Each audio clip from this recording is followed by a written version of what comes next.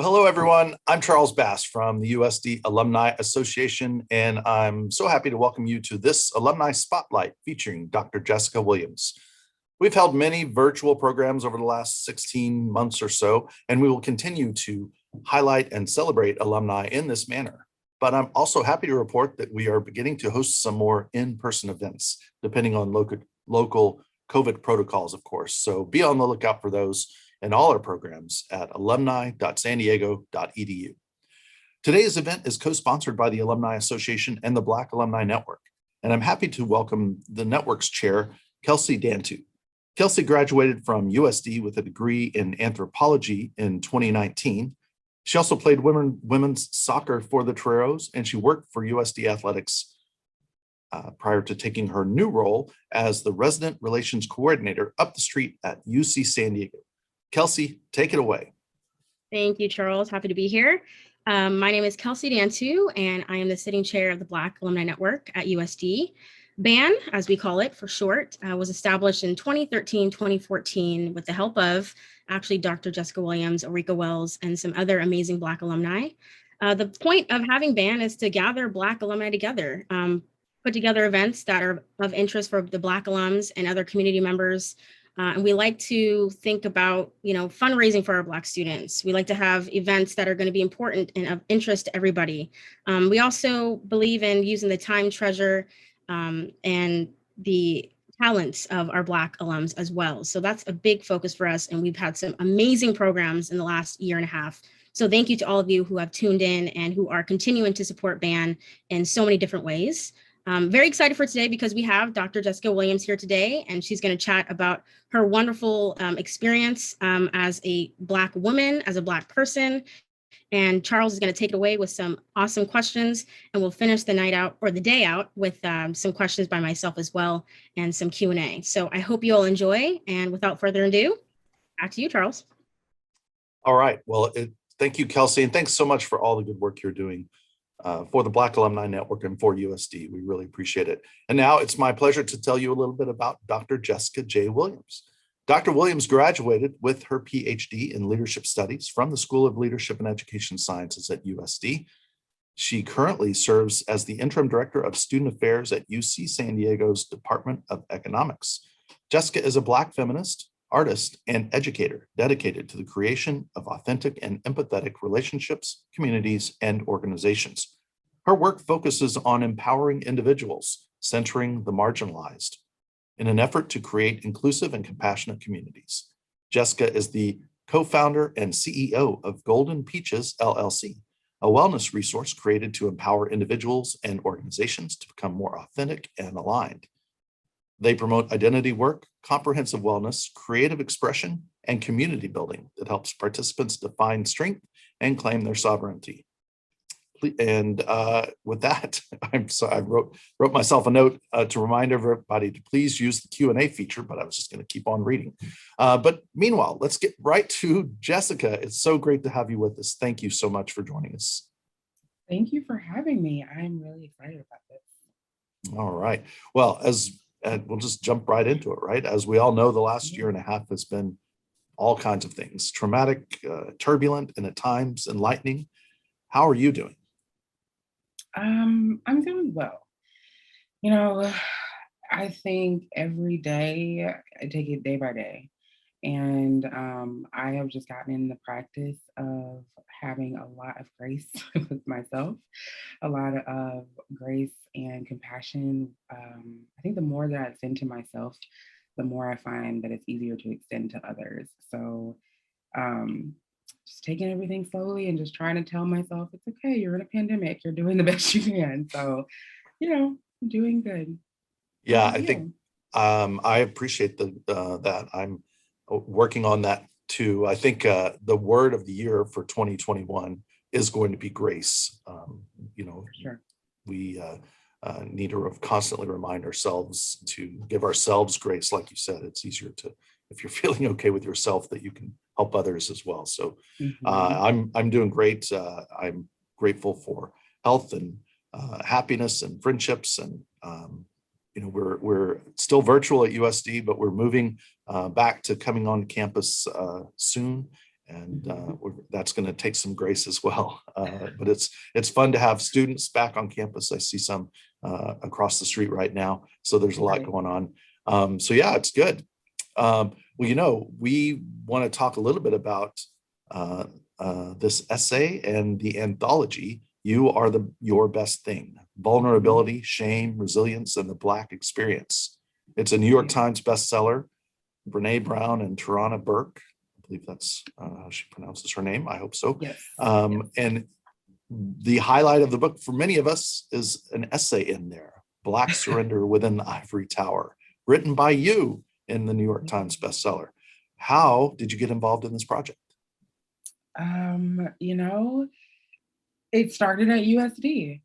I typically say it started with a tweet, but that's not entirely true. So it was during the height of the George Floyd protests last summer that I was just feeling tremendously full and really anxious being Black and going to work. And I work in a predominantly white space. And just feeling like I had to be two different people. I had to be okay and functioning and together at work. But as a Black person, I was experiencing a lot of grief, a lot of pain, a lot of turmoil. And it reminded me of an essay that I wrote for a class during my doctoral program, which was in my ethics class.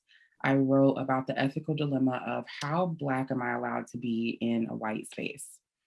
And I pulled that essay and I just started writing a blog post. And I wrote the blog post and I sent a tweet to Brené Brown. And I said, Brené, vulnerability looks different in Black skin. It's not the same experience as the vulnerability that you talk about in your books and in your work. And I want to have a conversation with you about how it's different. And she said, okay. She read my my blog post. And the next thing I know, she was inviting me to contribute to this anthology. So it really happened just like that.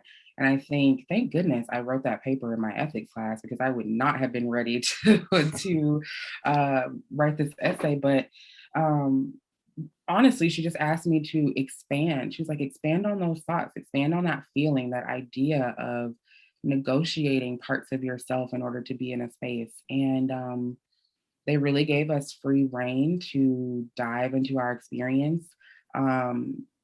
And I think, my only edits were more, it was like, give us more, tell us more. And so they allowed us, Tarana and Brené allowed us to be really forthcoming with our story, really just tell our truth in the way that we experienced it. So it was a great creative experience, but it just came very organically of me just putting it out there and making a bid for connection. And she heard me and she saw me. So wow, yeah. That's amazing. I was going to ask how Brené and Tarana, how they impacted the structure of your essay. I think every writer in the world would love editors that say more versus right? You need to cut this and you need to cut that. Yeah, they did not want to change. Every edit was like, if you like this, if you feel this is a good fit for I think they were very much wanting to protect our version of our stories, right? Our recollection of events. And so I really felt like I had the free reign to just be me and show up and be myself. So it was, I don't know if every editing process is going to be like that, but this one was wonderful. just you set that expectation moving forward. So you'll right. just let whoever's your to. editor moving forward, just let them know this is how it works. You just ask me for more. So, well, it's you're writing about vulnerability, and in doing so, you are making yourself even more vulnerable. So talk a little bit about, and this is at a time, when the nation is trying to come to this reckoning, and you are putting yourself out there. How, talk about that challenge. Yeah. In the essay, I talk about the importance of surrender, and I talk about really the importance of community. And never was that more true than in the process of me writing this essay. I didn't ask for help in writing the essay, so no one read my edits, no one read anything that I was putting into it before the book came out. But my close friends knew that I was writing the essay, right? So they knew that I was a part of the project, and I really just talked to them about a couple of them about what that was like, and what I wanted to portray and what I wanted people to be left with, I guess, after reading my essay. And I kept thinking about the fact that this is bigger than me. And so it made it that much, I guess, easier to surrender to the process, because it wasn't, yes, I was telling my story, and yes, it was vulnerable, and I was putting myself out there in a big way, but I was always also very cognizant that this was my story, but this was a lot of people's stories. And I wanted people to hear and feel and see themselves in my story and know that they weren't alone, and know that this wasn't something that only happened to them, and that this was how one person got through it. So that means there's other ways, right? Or there's at least one way to get through it. And so I just stayed focused on that, like my community around me to be supportive, but then also the greater community that I knew that this was going to be a contribution for, really kept me focused and centered in the work and being able to produce what I think was a good essay. I think so. What kind of feedback did you receive after the publication? People have really been wonderful about my writing. It's so strange, right? Because people will say, you wrote this, but this was my story, or I felt like you got exactly what I was going through with this story. You really touched on my experience, things like that. Like, Mhm. and it just makes me feel affirmed, really. Like I was saying, I felt like this was a contribution to a larger community. And then now that it's out there, and to have people actually say, no, this was, or this is my experience, and this means so much to me, because now I know I'm not by myself. And you graduated from your doctoral program, and you're able to articulate your process and talk about your experience, and you made it through, because I think a lot of people that reach out to me are graduate students. They're still in it, they're in the thick of it, and they're kind of wondering, like, how am I going to make it out? And I'm the one who's saying it's possible, you can do this. So the reception has been really great, but really great, and it's made me think, like, God, I've got work to do. This leaves me with a big charge of work to do, is what I feel like. Yeah, it's got to be, I guess, some validation when people come to you and say, you've told my story.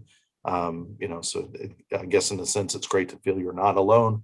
There are others out there, and there's help in that sense of the broader community, like you said. Right. Why else would why do you think this book is important? You kind of said it. I think this book is important, beyond just my essay, because it shows Blackness in a very real and accessible way. I think Black people that have read it are able to see themselves, their family members, their loved ones, their community. People who are not Black have read it and been able to say, I had no idea that all of this was your experience, right? Or all of this was a part of the Black experience, and that you're sitting with these many complexities at a time. And so it's been a good opening of conversation and dialogue. And I think particularly coming off of last year, where I think there were so many of us who wanted to engage in anti-racism work, wanted to engage in social justice work, and some of those harder dialogues, but we were also emotionally exhausted, and we were also going through a pandemic. So it was like, how can we get to this place of productivity and of joining together when we're exhausted, and also this is really hard? And I think the book offers kind of a branch, a way in to that conversation, right? It's not saying, hey, I want to talk to you about your experience. It's saying, hey, I read this story and it made me think about some of the things that, Black people experience. And, has that been your experience? Or what was it like for you when you blah, blah, blah, blah, blah. And so I think the book offers fodder for discussion in very rich and dynamic ways, because the experiences that people talk about in the other essayists talk about in the book are just they're so real, they're so layered, they're so tangible, that I think it's we need it. It's necessary. It's a branch. It's a way in to understand us a little bit better. Yeah. Do you anticipate there will be any kind of follow-up with this, like another edition, or is that top secret? We can't talk about it. I don't know. Brené and Tarana are the editors. I would love to see, and I put this out there before, I would love to see it become a play. I would love to see it on the stage. I would love to see it, I don't know if it's black box theater with monologues. I don't know. But to me, when I was reading it, just as a reader, just as an audience member, it felt alive to me. And so ever since my first reading, I've been wanting to see it and see the breath behind the words. And so that's my, secret hope. I don't know if it will come to pass, but I'm putting it out there as often as I get asked. Right. You heard it here first, folks. Yes. Or maybe not. Hopefully, I can't wait to talk to you after that's happened and to see what it's like. I know, right? So, hopefully so. We'll see. Yeah. Well, talk a little bit about your USD experience and how your experience in education played into the success and also the challenges, I think. So, right. Talk about that. Well, I think, my US experience was definitely unique. I am from Atlanta, and immediately when I got to USD, it was culture shock when I got to San Diego, because I'm from a majority minority city, and then I moved to a very white city where there wasn't a lot of Blackness just in general. And then on campus, I moved during the summer, so there wasn't anybody around, not just Black people, there wasn't anybody. And so it just felt like doubly isolating, and I immediately started to look for community.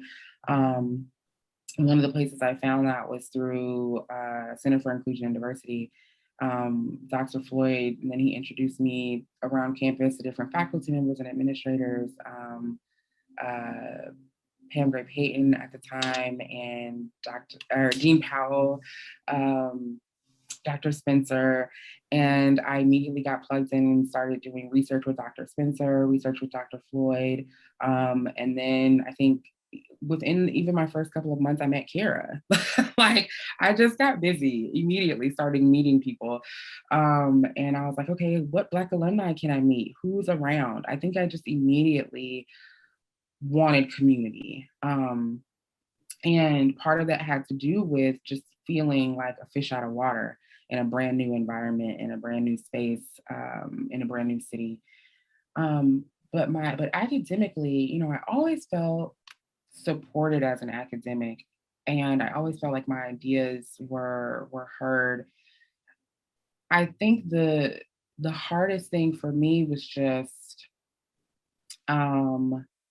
was learning how to navigate, right? Learning how to navigate a completely different world. And it was almost like you're learning graduate school and San Diego and USD all at the same time. And so just learning how to move through all of it at the same time was tricky. But I think if not for community, and if not for the people, my cohort, the other students that I was able to connect with, Troy, I don't know if Troy's on here, but, people like Troy that I was able to connect with and just kind of have a home base and plug in with, really made my USC experience that much greater, because I felt like I was able to create a sense of home at USD. And that's really what I needed in order to feel like I could be successful there. Like, I needed it to be homey.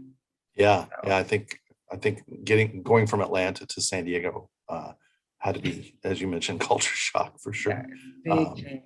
Yeah, well, it's what a brave move, and you've come out on the other side of this thriving. And what would you say is, you might have just said it, but what about what was your favorite thing about your time at USD? Traveling, honestly, like being on campus allowed me to want to take what I was learning into new spaces and into new and see how it worked out in the world, right? All of the leadership theory and all of the group dynamics and all of that made me want to go out into spaces and see it in action. And my favorite places to see that in action were in the global opportunities that we got. So for me, I studied in Jamaica, I studied in Chile, I did a conference in Montreal, I went to Bali. So every time I went, I could just see how leadership was taken up differently in every single place. And culture was like that, or not culture, gender was like that in different spaces, and race and everything that I was so used to being a certain way in the US. It took me out of my model of understanding for it when I was in those international contexts. And I think USD's attention to, our global community and and the fact that every undergrad and grad student is encouraged to study abroad and to think about it as a global community is definitely one of the strengths. That's why I chose USD, to be honest with you. It was so I could get to study abroad as a graduate student, but then actually doing it and seeing how important it was for my understanding of my work and my understanding of how my work is situated in a greater culture. Because I think, with Zoom, our culture became even smaller. Our world became even smaller. And so I think, all the better now, because I'm thinking about a global world because of USD. And I think, if not for USD, I probably wouldn't have opened up that quickly and opened up to think about my life outside of this Western US context as soon. That's well stated as to the whole importance of this global, our attention to that having a better understanding of outside the Western world, the Western US type mentality. Well, that's great. What's next for you? How do you see, what do you see coming up on the horizon?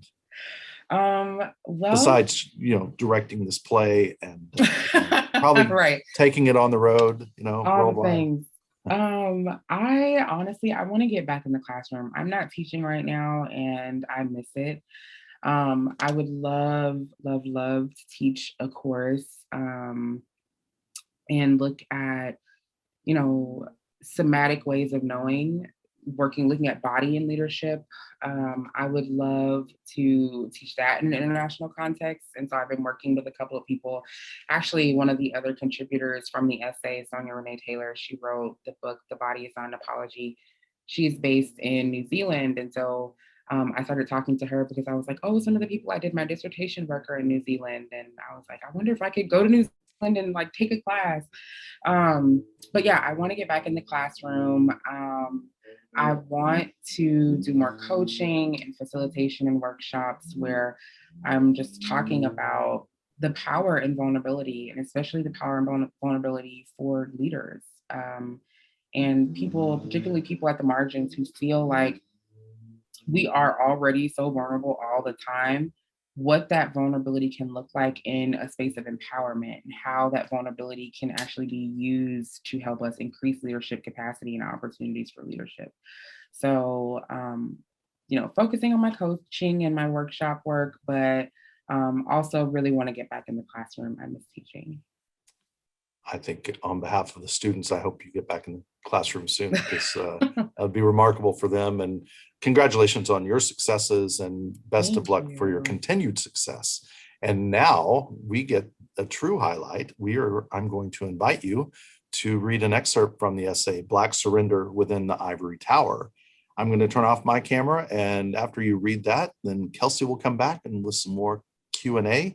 And as a reminder, please use the Q&A feature to our audience, use the Q&A feature if you'd like to ask a question of our guest, Dr. Jessica Williams. And without further ado, here she is.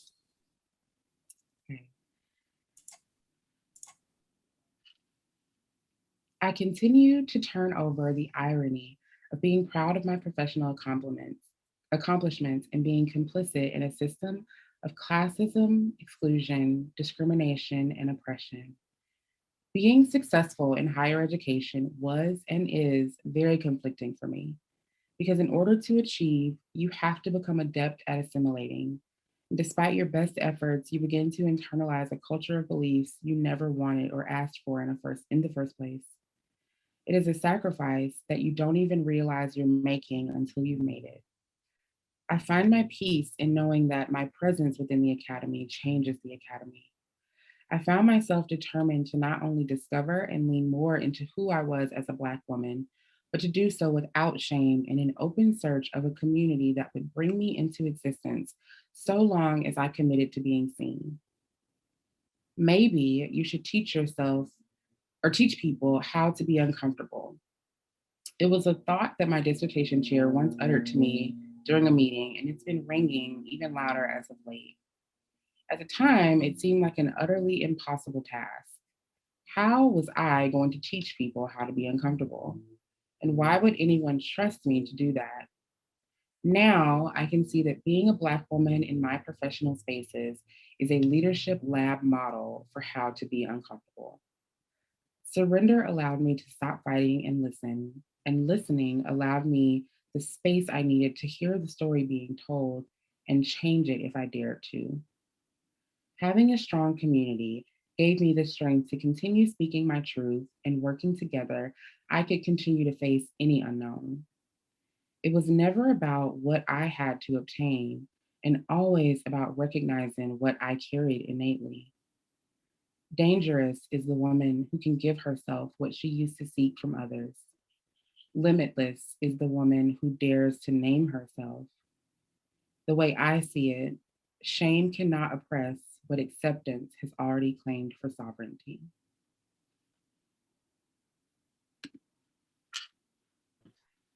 Thank you. That was powerful, and that's just a little piece of the whole essay, Dr. Jessica.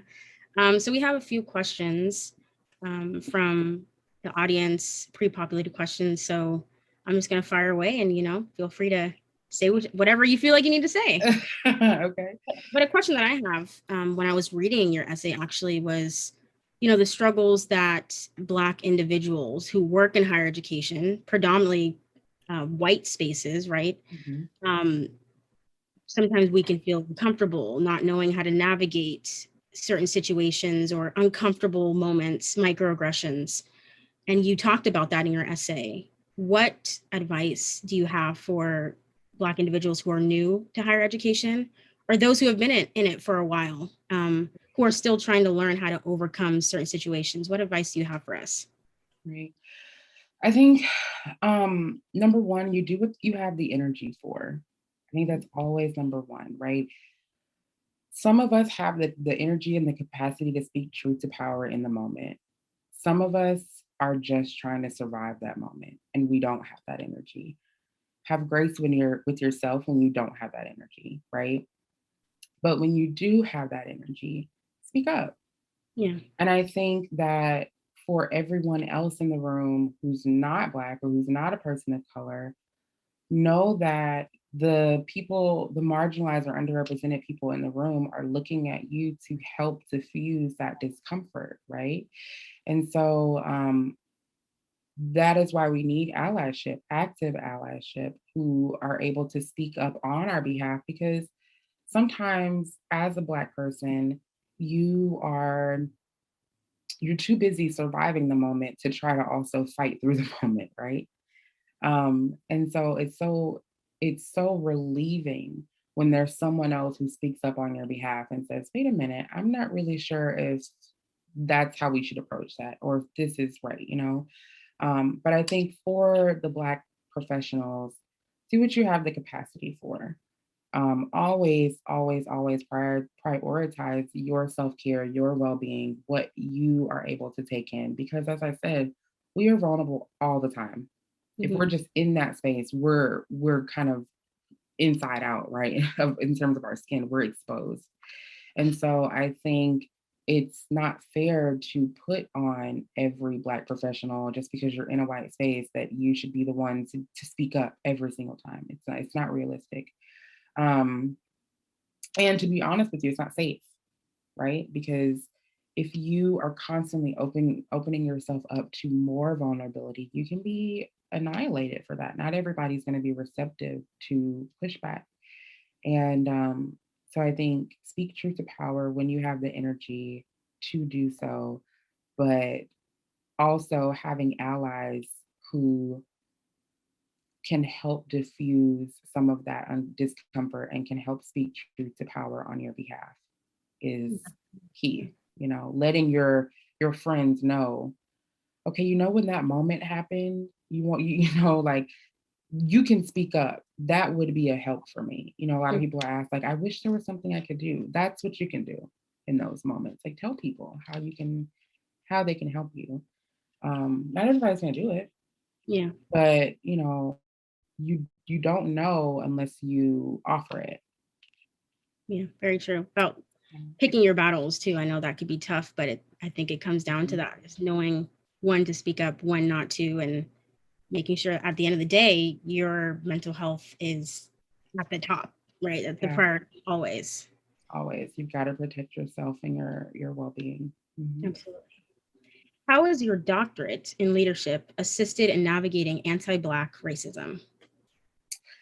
I think my PhD process just allowed me to be very aware of human behavior in general. Um, and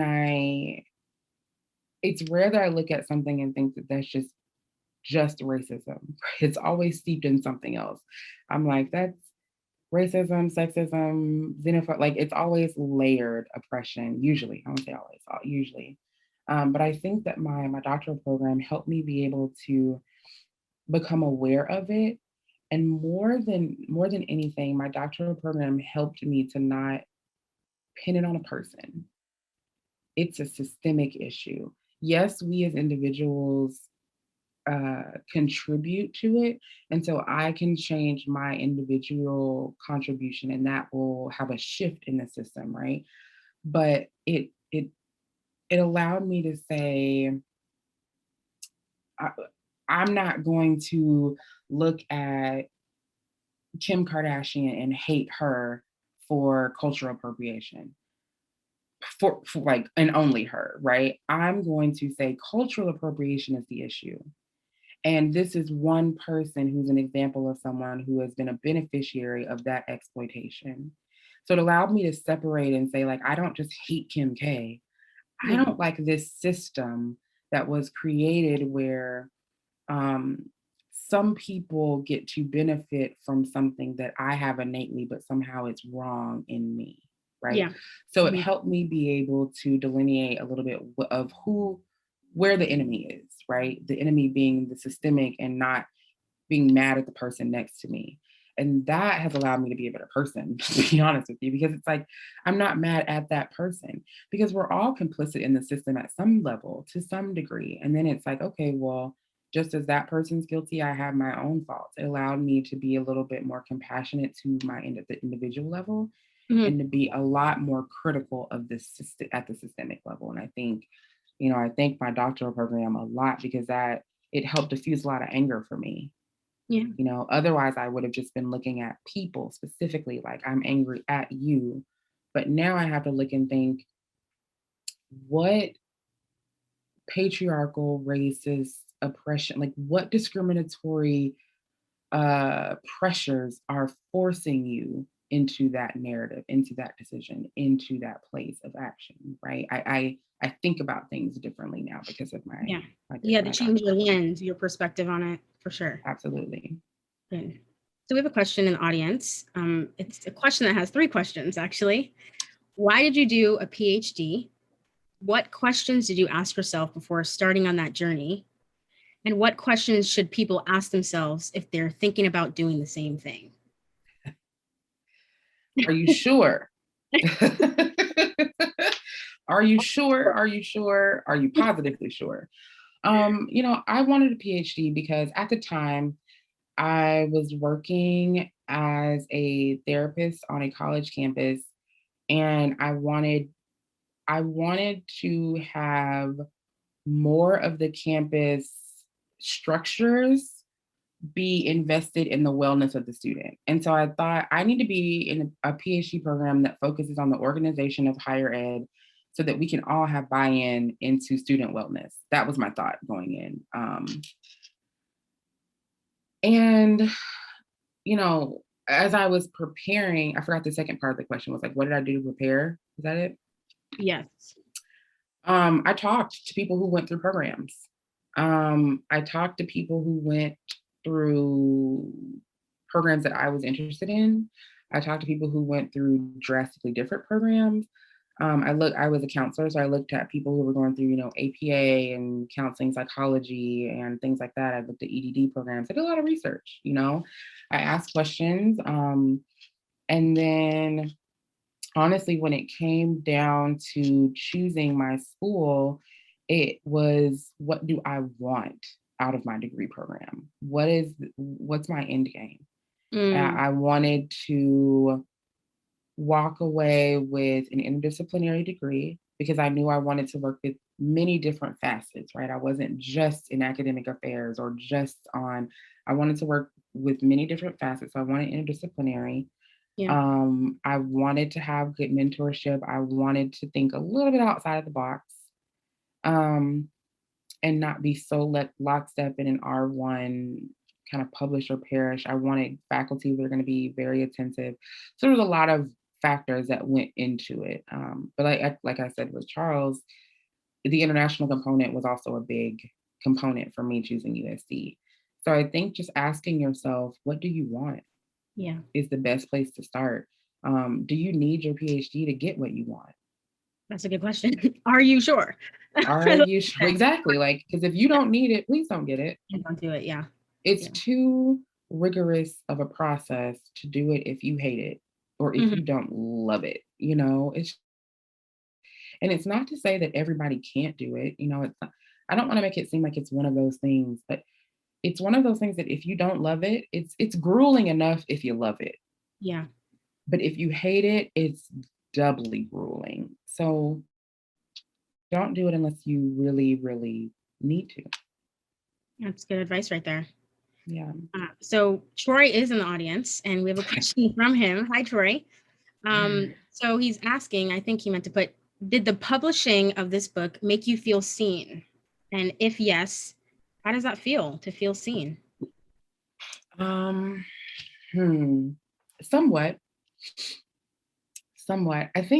I thought after the book published, like my life was just gonna like blow up overnight in a way, and I was gonna lose my privacy, and I was gonna lose, like, all of a sudden people were just gonna know me in a way that I really wasn't comfortable with, but I was also kind of anticipating. And it didn't happen like that, which is cool. What has happened has been the seeing has been a lot more intimate, if that makes sense. So I get a lot more people sliding into my DMs at like 2:00 in the morning. And they'll be like, so I'm up, and it's almost like you can tell they're writing this like under their covers in a whisper. I'm up and I just read your essay and I just can't stop crying. And so I get that kind of response. And it's like, I don't know what I thought. I don't know what I thought I was gonna be, because my essay is it's kind of sad. Yeah. It brings up a lot. It's heavy. And so, of course, when people come to me, they're sad and they're holding a lot, and they're like, oh my gosh, this is my story too. So yes, I've gotten a lot of, I feel seen, but I've gotten a lot more, thank you for seeing me. If that makes sense. And I think that is way cooler. Like, I anticipated that Jessica, was gonna all of a sudden be on display, and I'm really not. I'm very much still me. What has happened though is that random people now are coming to me with more of their story and more of their, and I'm like, oh, this is cool. I'm in an opportunity to help, because they feel seen by something that I said. They think I'm that person. I am that person. I'm that person. So they're coming to me now. And it's like, see me again, hear me again, affirm me more, bring me into existence. Yeah. So I'm actually finding myself doing a lot more of that work than it is, like being seen and being a celebrity. I am not that. That's powerful. Yeah, it's cool. That's very powerful. Very powerful. It's very So cool. what does your coaching practice look like? And who do you work with? And how did you get started? I got started very, very organically. I got started with people asking me to coach them. I was not looking to do coaching at the time, but I just kept getting people. Would do energy readings, and then I would just have long, drawn out conversations. I coach everybody. If we talk for more than 10 minutes, I'm coaching you. I sent you a message on your first day of your job, You coaching did. you in LinkedIn. I can't help it, and Yeah. so I just coach everyone. And the model that I use is actually based off my dissertation work, where I work with people individually, one-on-one, but I also put them in a cohort. And the reason that I do that is because shame is a huge barrier to connection. It's also a huge barrier to leadership. And what I've found is that when you can reduce shame, you can get somewhere. And so I use my coaching cohorts as I work with, like I said, we'll meet individually for an hour, and then we meet for 90 minutes once a week as a cohort with all of us. And we use everything from like leadership models to energy work to tarot to therapeutic practice. It's all of it together because all of that's my training. I'm able to just use all of it in order to help people get to the goals and set the goals they want to set and achieve them. And it's really been amazing to watch because, like I said, it's happened very organically. And I'm actually having to kind of like catch up on the back end and like, let me build a business around this because I'm just doing this work and I need to catch it somewhere. So that's how Golden Peaches came. Because I was already just doing the work instinctively and organically, and now I needed to kind of put something around it to frame it. But yeah, I like the coaching cohort model because of that shame resilience piece. When you get into a group of people and you are willing to tell the truth, and then you do, it changes things. You realize the power in your narrative. You realize the power in your collective narrative. You realize that that thing that you've been holding as bad is not bad. You realize the thing that you've been wanting as good is not the thing that you wanted after all, right? You come to all of these conclusions and realizations, and you have this clarity, and then you set a new course, and then you walk towards it. And it happens fast, but that's how my coaching business is going really well, really organic. And I just love helping people. My clients are people in transition. I will always say that my work is centered for and from the Black feminist perspective because I work from me, right? I'm kind of my first case study. And if other people are able to glean something from it, which I absolutely believe that they can, then great. But that's kind of how all of my stuff comes as a derivative from this is how I went through it, and now I'm going to offer it out. That's powerful. That's amazing. So I have a question to that question because Okay. obviously Brené Brown, I'm a huge fan of her. I think a lot of people are. Obviously, she's a big following, and she's done research in shame. So how was it when you had a chance to work with her to kind of feel your writing, feel your emotions, and bringing back the experiences that you had? How was that working with her? And did you feel any sort of apprehension because she is a white woman? And did you think that there was ever going to be a barrier between how you felt and what your experience was, and then having someone like her? Right. No, I never felt any kind of way because she was a white woman. I pretty immediately, and maybe because of the way that she writes in her work, I felt like she was going to get it. Yeah. And I, over and over and over again, I have been impressed with her allyship and her recognizing her position as a white woman. Everything from her name being second author on the book, right? Tarana comes first. Brené is a much bigger name with much bigger brand, audience, everything. But Brené said, no, you need to go first on this. Brené's photo is not anywhere. Brené didn't write an essay.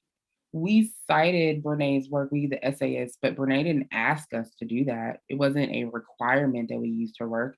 It's just that she's a seminal shame researcher. And a lot of us, you know, myself, Sean Gainwright, Aiko Bethea, have worked with Brené, or Austin Channing Brown, have worked with Brené before, have either used their work in their books or in their teaching, their text, whatever. And they've also found that same, I love you, Brené, but it's a little bit different for us, you know. Same thing with Tarana. That's how the book came to be about. So I think Brené recognized that her work so far was, Brené's work was coming through her white feminist lens, right? Because she's her tool. And she was using her stories. So in the same way that I'm saying, you know, my work is always going to come from this Black woman voice, her work was going to come from this white woman voice. And she recognized her limitation there. And so that's where this came from, right? She was in a position to give 19 other people an opportunity, and she did. I think that's really dope of her. And my experience of her from I met Brené maybe 8 years ago. And my experience of her ever since that first meeting has been the exact same. She's just really dope. She's really everything that you think she is. And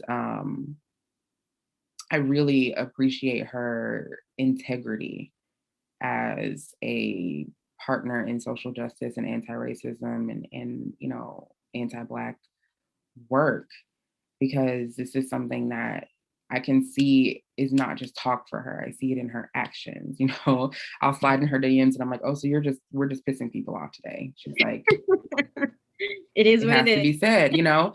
So I think, you know, she uses her platform very strategically, and she's very smart about it. And I think that that's an ally right there, for sure. That's awesome. What an experience to have with someone like her. So that's great. Sure. So we have time for one more question, and then I'm going to hand it back to Charles, but I would love to ask you more questions, but we're on a time restraint. Maybe another time. So what do you like to do in your free time?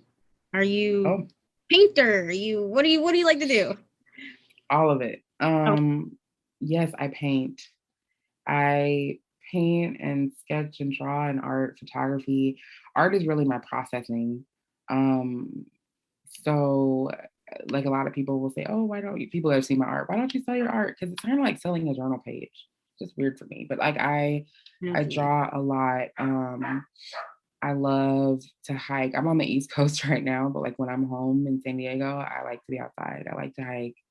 Love to just go to the ocean, sit at the cliffs. The cliffs is my thinking spot. Like when I get stuck somewhere, I gotta go sit by the ocean and just kind of be. But and then otherwise, like if I'm not doing something creative or something solitary, I like to be in really deep conversations. So yeah, I'm all about the deep. I love to get to know people and learn their stories and just be in dialogue and learn. Yeah. I'm really just a nerd at my core. So anything I can take in, I'm all about it. Absolutely. That's amazing. Well, thank you so much, Dr. Jessica. It's been an honor. It's been a lot of fun to be able to talk with you today. And apologies to any of our audience members, the questions that I was not able to get to, but I'm sure that you'll be getting some DMs, hopefully not at 2 a.m, Dr. Jessica. That's but okay. I'll pass it back to Charles. And again, thank you so much. And thank you to everybody who tuned in today. Well, thanks so much, Kelsey. Really appreciate all your good work, particularly for the Black Alumni Network and for the good work you do on behalf of our alumni, students, and community members. And a huge shout out and a special thanks to the deep, enlightening, and thoughtful discussion, and for all the good work you do, Dr. Williams. It's been a real pleasure. Thank you. And you're very welcome. You can read her essay, Black Surrender Within the Ivory Tower, in the New York Times bestselling anthology, You Are Your Best Thing, vulnerability, shame, resilience, and the Black experience. I also want to give a shout out to my colleagues Maya Hood and Kara Marsh-Prophet for their help with today's program. And I invite everyone to visit our website, alumni.sandiego.edu, to see all of our upcoming programs and to find more ways to get involved with the USD Alumni Association. Thanks again, everyone, for tuning in live. And if you want to share this with some friends, we'll edit this video and it's going to go onto the USD Alumni Association's YouTube channel. And so please send it out and let everybody know what a strong and powerful message can come from Dr. Williams, and what a great member of our USD Alumni Network she is. So thanks so much again, Dr. Williams. Stay safe, everybody, and go Toreros.